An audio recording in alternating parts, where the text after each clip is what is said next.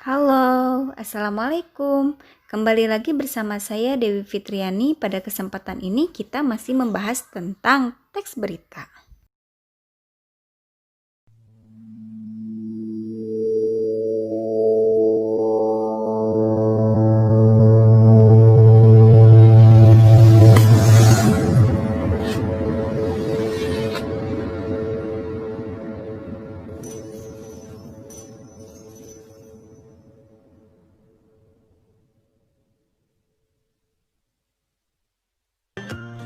Oke, pada kesempatan ini kita akan membahas materi tentang meringkas dan menyimpulkan isi teks berita. Kompetensi dasar 4.1 menyimpulkan isi teks berita. Pada pertemuan sebelumnya kita sudah membahas tentang unsur-unsur teks berita. Untuk sekarang kita akan membahas cara menyimpulkan dan meringkas teks berita. Namun, kalian harus mengetahui terlebih dahulu apa itu ringkasan berita, bagaimana cara meringkas berita, dan pernahkah kalian meringkas suatu berita?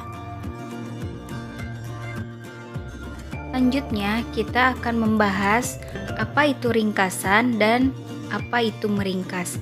Ringkasan adalah penyajian karangan yang panjang dalam bentuk yang lebih singkat.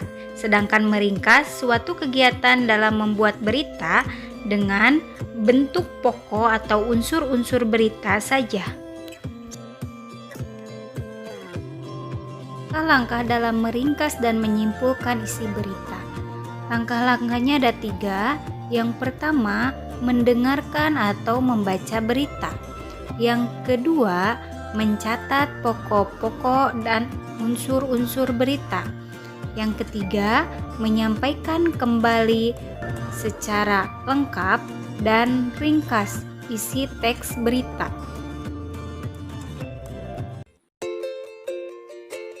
Anak-anak, perhatikan teks berita berikut.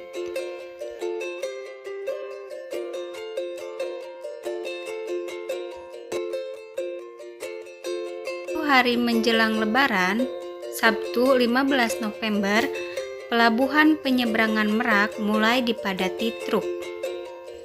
Truk-truk tersebut mengangkut barang non-9 bahan pokok atau non-sembako. Tingginya arus truk dalam 2 hari terakhir berkaitan dengan adanya larangan melintas bagi truk non-9 bahan pokok atau non-9 pada tanggal 21 sampai 25 November. Bukan truk bersumbu 2 tersebut, seperti di Pelabuhan Merak, menyebabkan antrian truk sekitar 100 meter dari pintu masuk kepala. Antrian terjadi di dermaga 1 hingga dermaga 4, tetapi antrian tersebut masih dalam batas normal. Antrian belum membludak keluar area parkir pelabuhan. Akan tetapi, akibat penumpukan truk itu, beberapa supir truk mengaku harus menunggu 2 hingga 4 hari untuk masuk kapal. Anak-anak, apabila berita tersebut diringkas, maka akan seperti ini hasilnya. Pelabuhan Merak dipadati oleh truk-truk pengangkut barang non-sembako pada 10 hari menjelang Lebaran, Sabtu 15 November. Kondisi tersebut disebabkan adanya larangan melintas bagi truk non-sembako pada tanggal 21 hingga 25 November.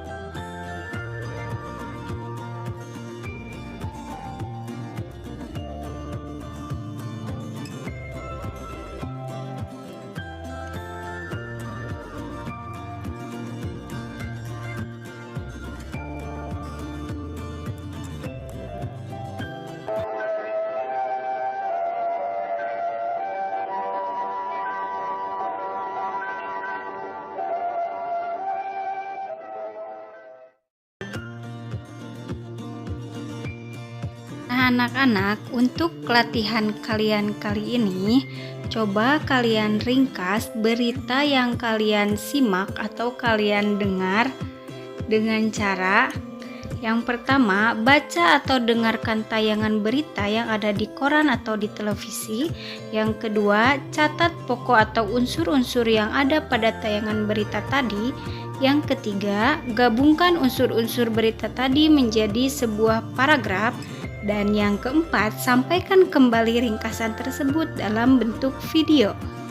Selamat mengerjakan dan sampai jumpa lagi. Wassalamualaikum warahmatullahi wabarakatuh.